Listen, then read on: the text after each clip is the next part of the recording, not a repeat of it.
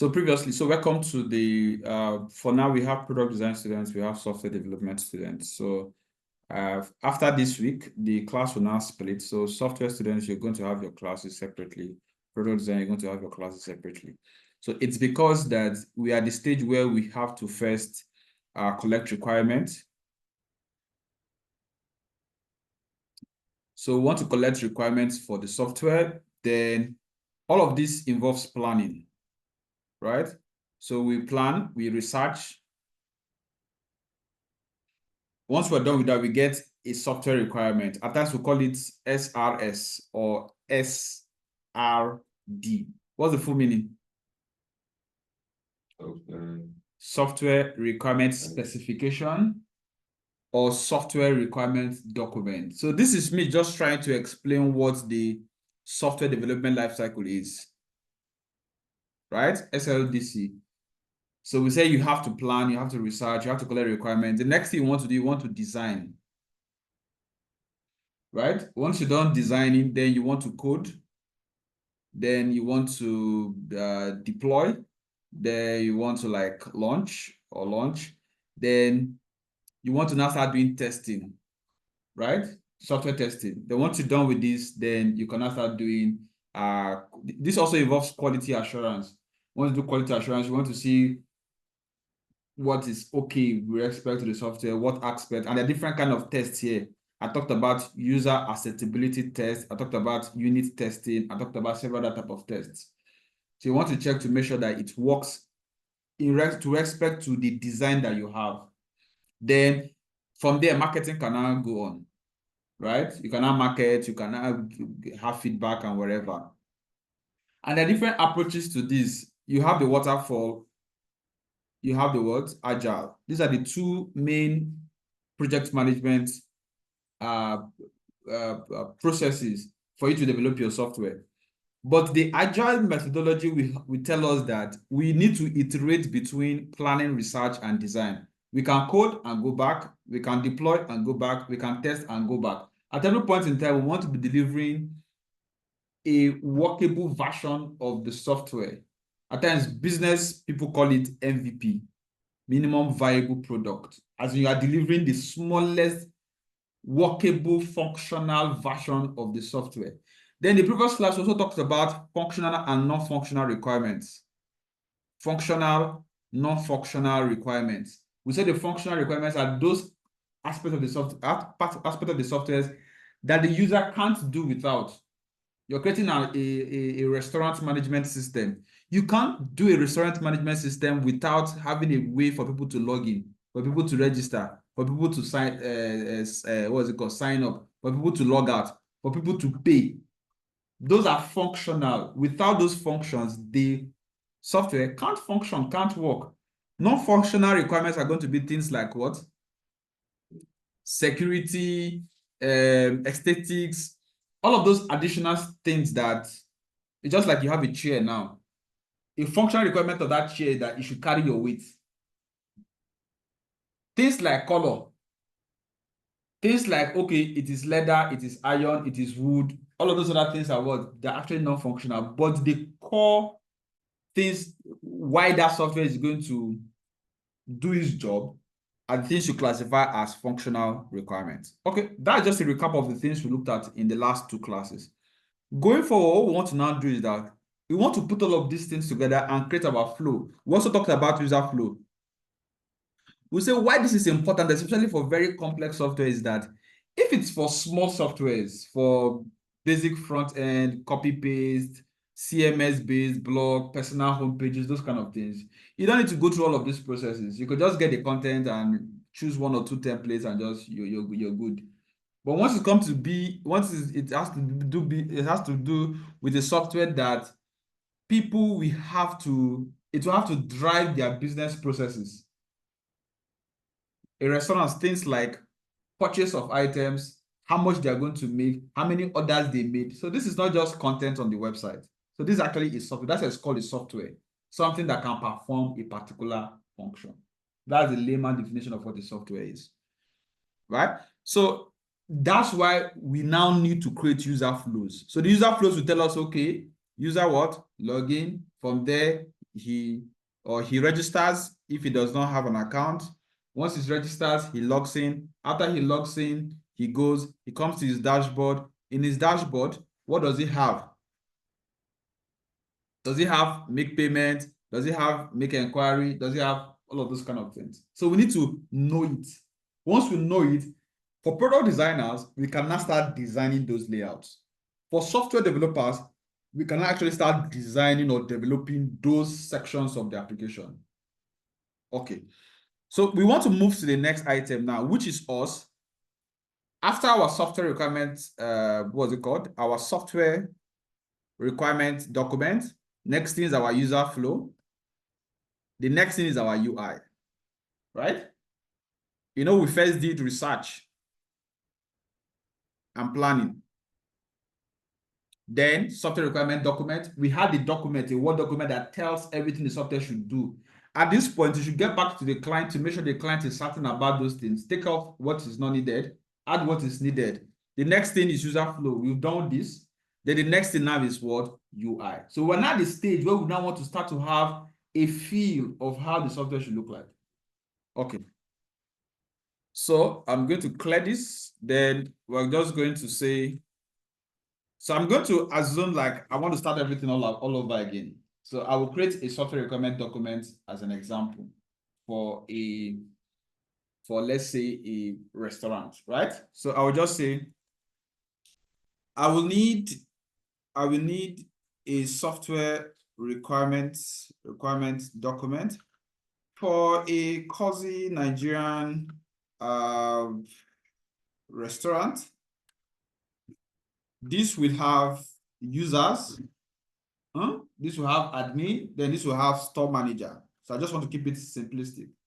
Then the next thing I said, okay, and I need it to have robust features, right? So if we want to build something very large, we can start talking about wallet system, royalties, and all of that. But let's just keep it very simple, robust features. So it gives us this. Once it gives us this software requirement document, we can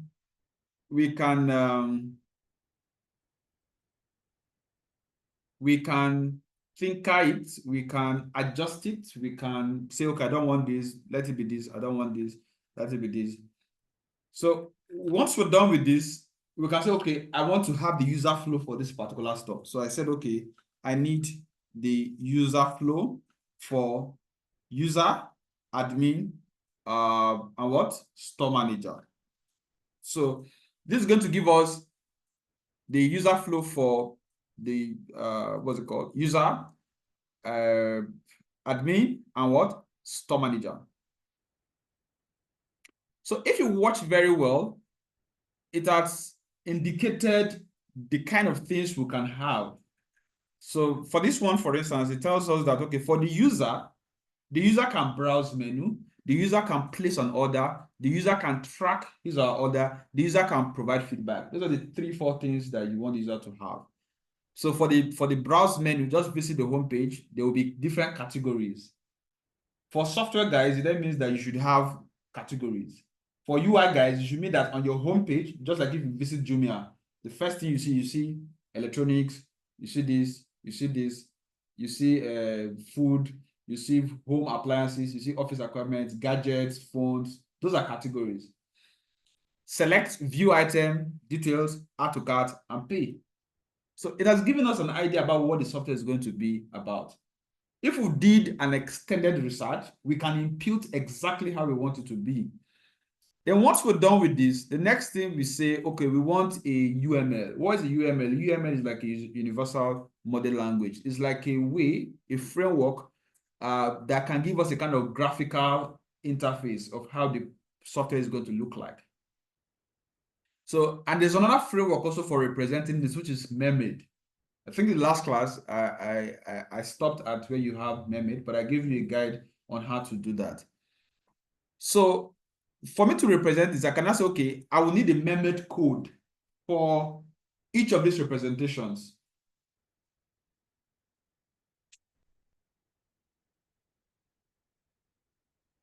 So it's going to try to give us the Mermaid code for each of the different user types. Then I cannot generate it. Once I generate it, I cannot have like a flow diagram of how the software is going to look like. At this point, I should give my client. My client should know what? My client should do what? My client should do what? Provide feedback. Don't forget, we talked about software development lifecycle. And just to be brief, we said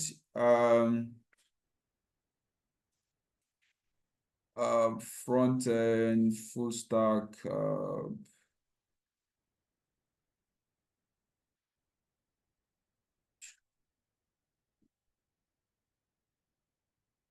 Okay, so we have it here. We just have a small image that helps us represent, trying to look for that image. Okay, good. So this is a classical example of what the process for your project is going to be like. Either you're creating UIs or whether you're creating software. So, but this is going to be adapted more for persons creating softwares.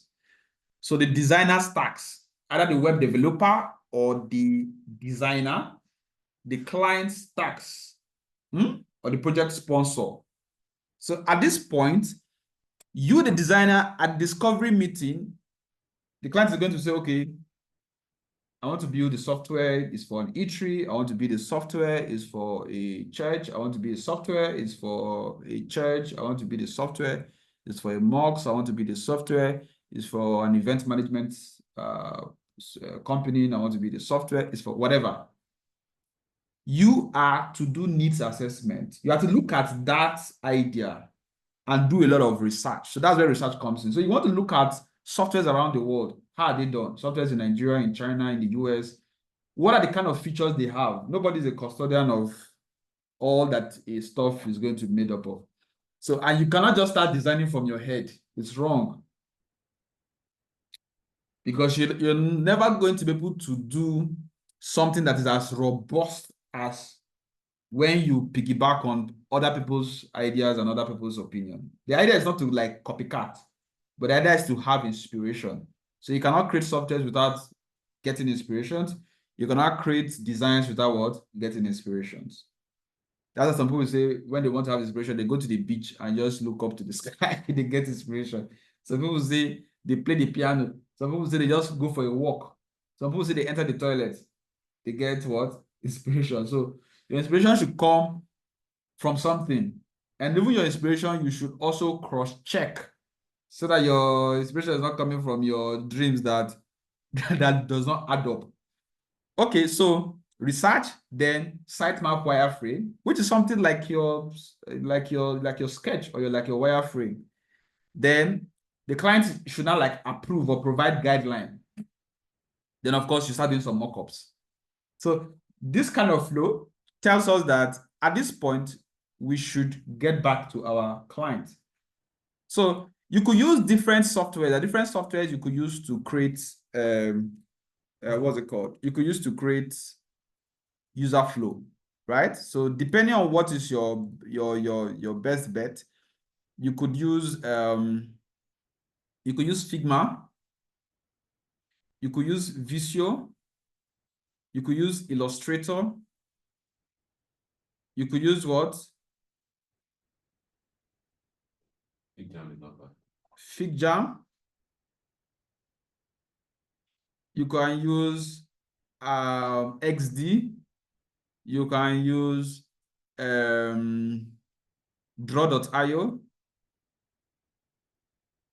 So there are numerous softwares you can use to just sketch out and say, okay, user, login, right? Just to do, if you haven't good with Word documents, you can still use it. We're talking about industry standards. What are the industry standards? So these are the different industry standards for what? For creating your user flow. So we're going to be using Draw.io. So if we want to use Draw.io, there's a shortcut to make our work seamless. We're in the AI age. So we want to use some AI tools to like make this very, very snappy. So I'm going to copy this code. See the way it is. If you check very well, this is for customer up until this point, and this is what? For admin. Then this is for what? Store manager. So I'm just going to tick each one and create the flow. Each one, create the flow. Or I just copy everything and create the flow together. But let's pick up everything and see what it looks like. So I will go to draw.io. So draw.io is good you have an account. So once you have an account, you can save your flow charts either in your browser, or I think this was one of the issues I was having that day. It was asking me for installation of what's it called? Installation of JavaScript or so. Okay, let me pause this a second. So what we're going to do is that we're going to copy this method code. We'll copy it. We go to draw.io. It has loaded. I could decide to create an account or save my diagram somewhere, or I could just decide later on. So what I want to do is that, you see, I could create my flow diagrams. Let me just say UML or flow diagram for restaurant software, right?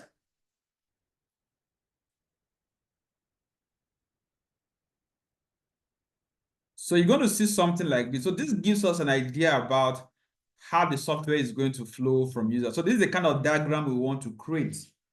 So this will always help us to better understand our software so that we can create softwares that make a whole lot of sense, right?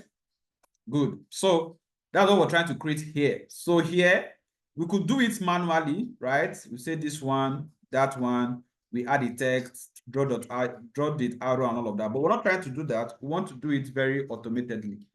So we just come here and say advanced, method code, right? We copy everything here, just clear it up and paste our method code that we generated from ChatGPT, and we say insert. There's an error. Okay, so let me do it again. Maybe it's because of that something I did earlier on. Okay, there's an error code. Let me open a new diagram, and call it restaurant. Create.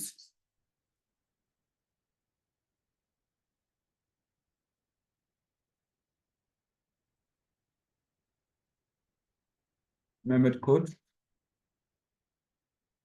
Insert. Why? Okay, let me see if there's an issue from what I copied out. Let me copy again and try it out.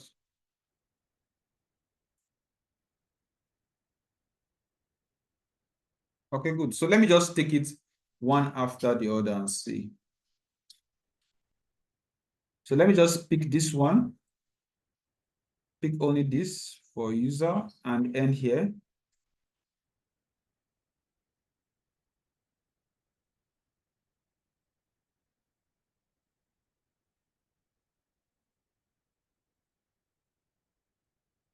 And insert. Still same issue. Expecting double circled PE stadiums or PPE. Target got PPS. Error code in line on line 2. Let me see. Where's my line 2? User, why this? Let me take off this and see. It's the same thing, line 2, user flow. Okay, let me just say, okay. I'm having an error code on line 2. Can you rewrite?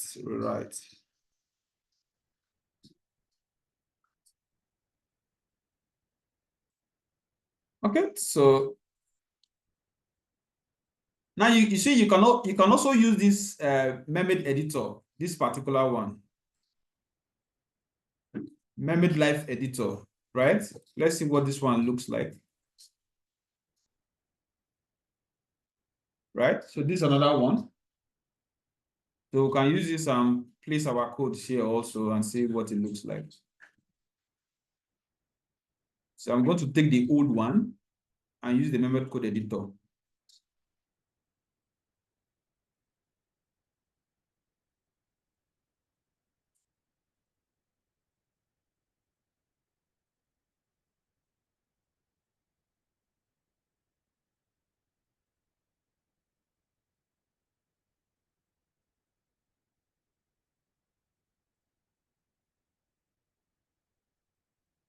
You working? So the name of the site is mehmet.life. So you can paste your Mehmet code there also to like generate your what's it called, your flow diagrams. It seems I have issues with my internet.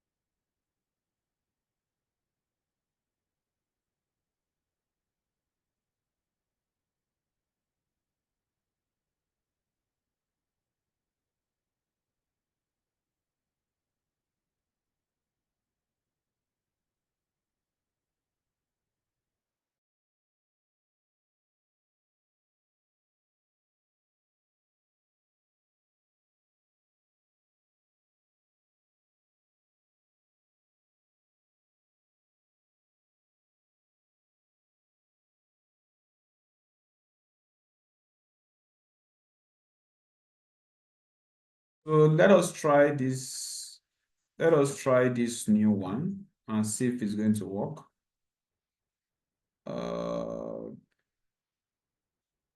This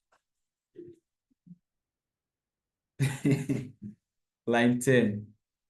Modify cards and remove item.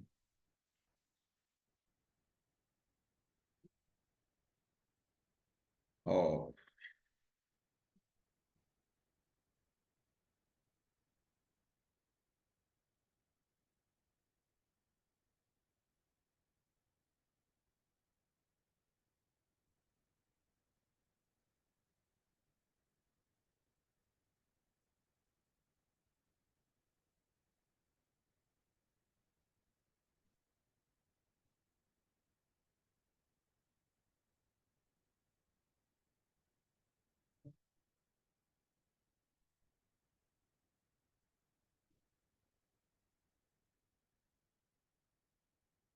Line 10.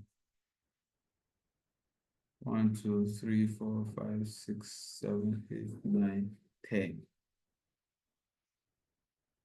Somebody saying something. Does it mean ChatGPT generated codes need to be cross-checked before using it? Yes, you can. You should. At times, your code might have issues. You might need to regenerate or tell it where the issues are, then it will attempt to fix. You see, that it has fixed the issue with line 2. Now we now have an issue in line 10, right?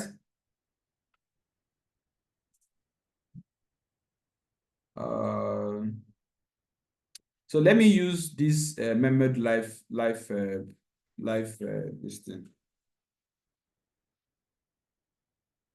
Site seems not to be loading. Let me try this one.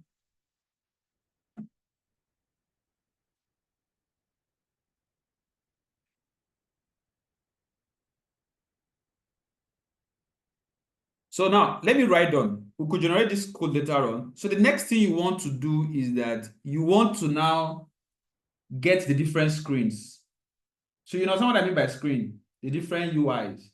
So how many web pages UI will we have for this application, right?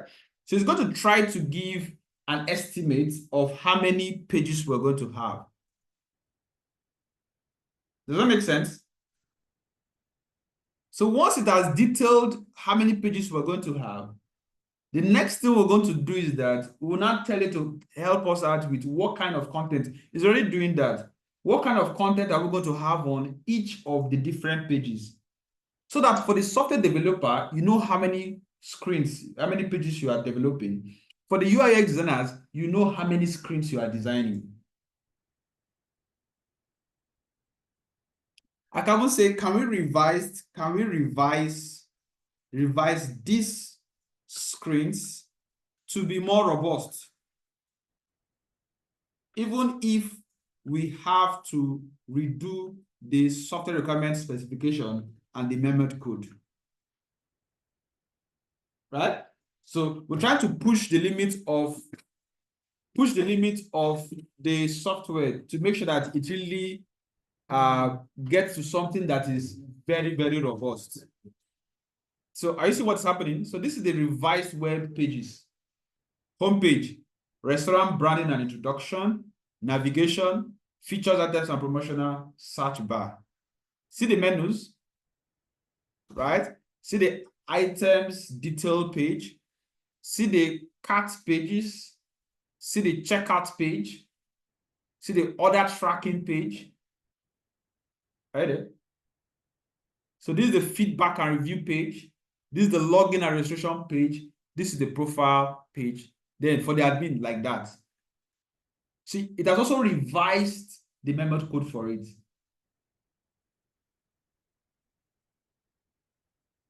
So from tomorrow now, you use Figma and you start creating the UIs.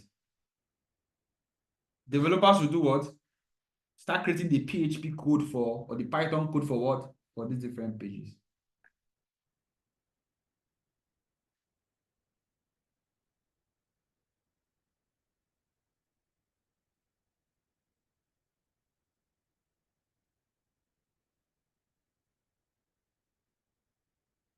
Try it now. I hope I won't have to register.